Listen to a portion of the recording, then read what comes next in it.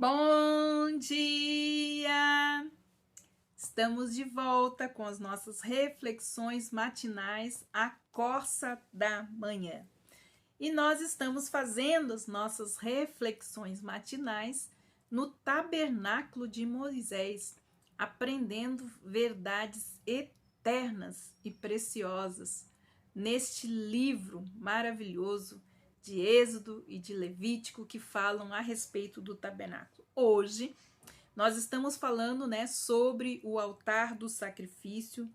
Nós saímos e agora estamos falando a respeito do sacerdote. Nós vamos começar hoje então a respeito disso, das vestes do sumo sacerdote.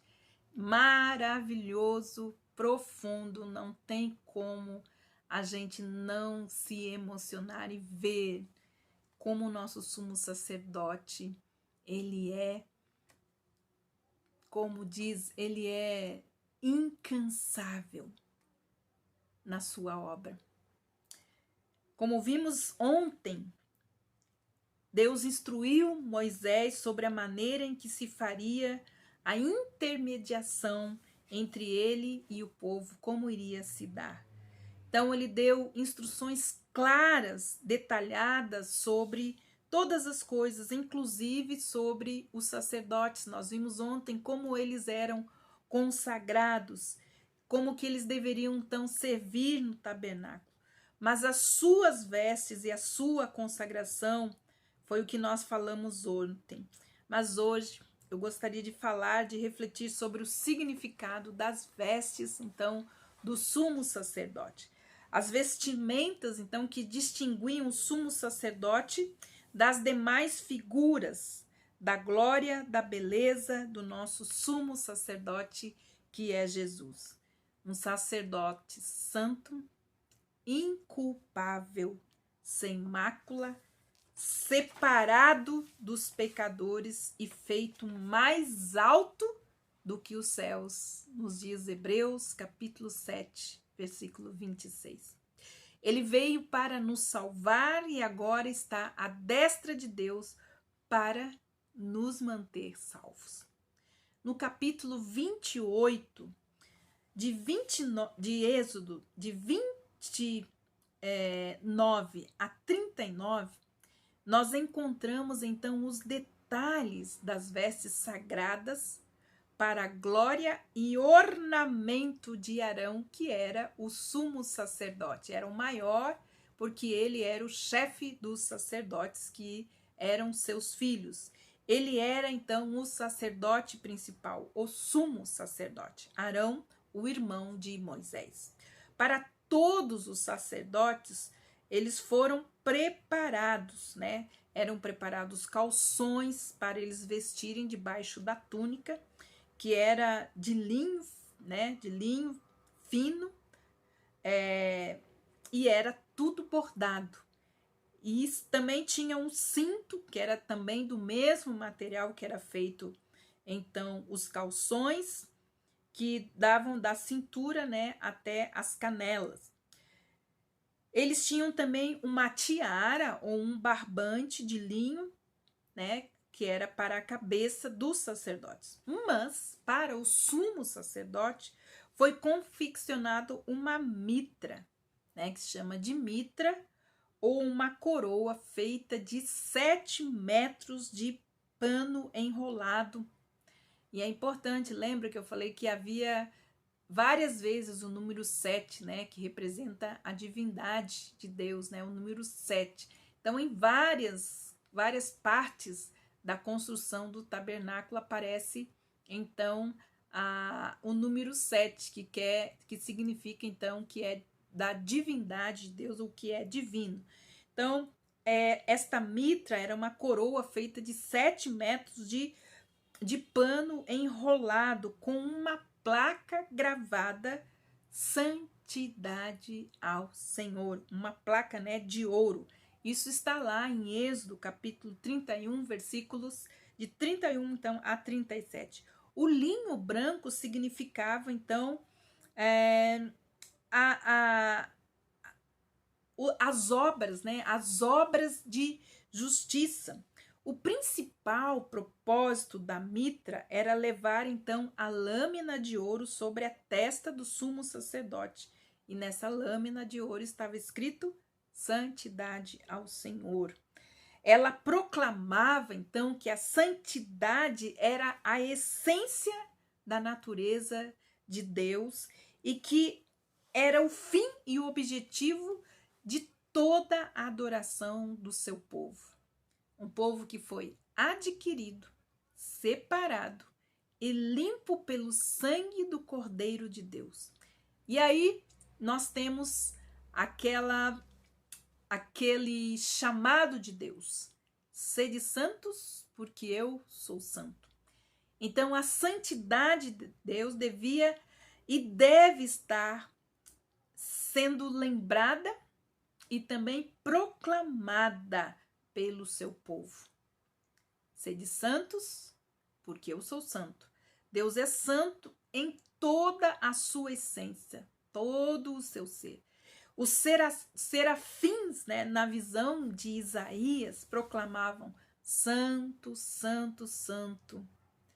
É o Senhor dos exércitos e a terra está cheia da sua glória, nos diz Isaías, capítulo 6, versículo 3.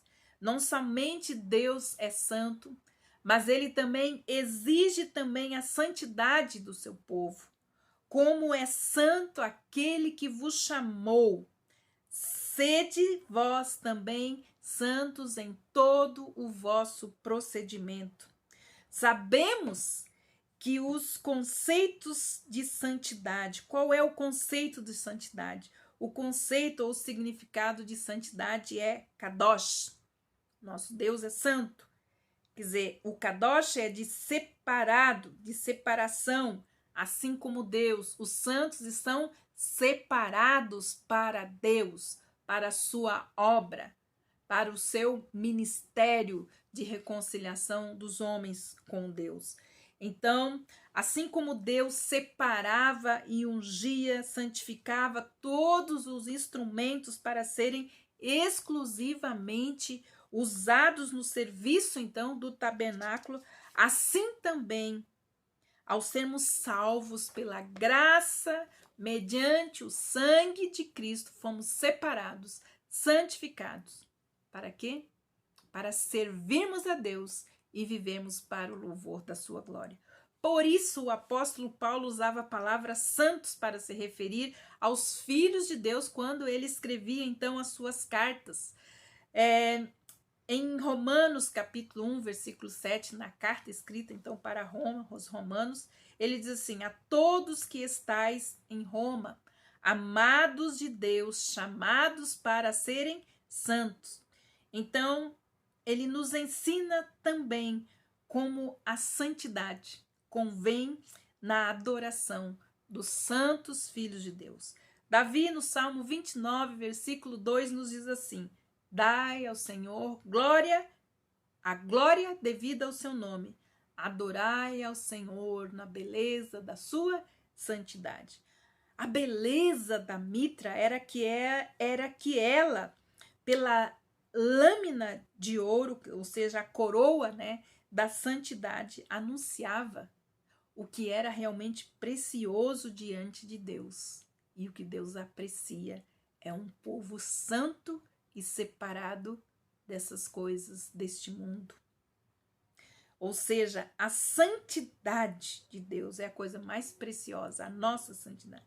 Então, havia também preso a esta mitra, a este pano, e a esta lâmina, um cordão azul, que segurava então essa lâmina, representando que essa santidade, ela veio do céu, porque o azul representa o céu.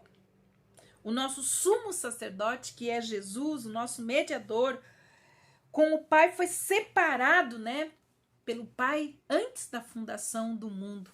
Então, esse cordão azul simbolizava também o que estava sobre a testa de Arão, para que Arão leve a iniquidade das coisas santas que os filhos de Israel santificaram em todas as suas ofertas e seus sacrifícios e também holocaustos, e que isso então estaria continuamente na sua testa, para que tenha aceitação perante o Senhor. Então, lembrando que ele é que levava, né, fazia os sacrifícios, todas aquelas coisas, mas quando ele entrava no dia da expiação, no Santo dos Santos, então ele já tinha feito a expiação, né, pelos pecados seus e também de todo o povo. Em Êxodo 28, 38, nós vemos isso. Então, Cristo, ele é o nosso sumo sacerdote. Então, o sacerdócio de Arão, né, estava prefigurando o nosso sumo sacerdote, que é Cristo, o nosso Redentor, que levou sobre si as nossas iniquidades. Ninguém será aceito perante o Pai senão por ele. Somente por ter os pecados lavados pelo sangue de Jesus Cristo, nós podemos ousar entrar em sua presença. Jesus, o eterno e imutável mediador, com a santidade ao Senhor na sua testa. Nesse ofício, ele representa eternamente, né? Ele é um representante eterno de todos aqueles que se arrependem dos seus pecados e creem nele pela fé. Os santificados por ele devem andar em santidade em todo o seu proceder. Mas se não andarmos como se deve, ou seja, em santidade, o justo não pode nos representar. Cristo é a nossa lâmina de ouro que nos apresenta a Deus. É o nosso advogado para com o Pai.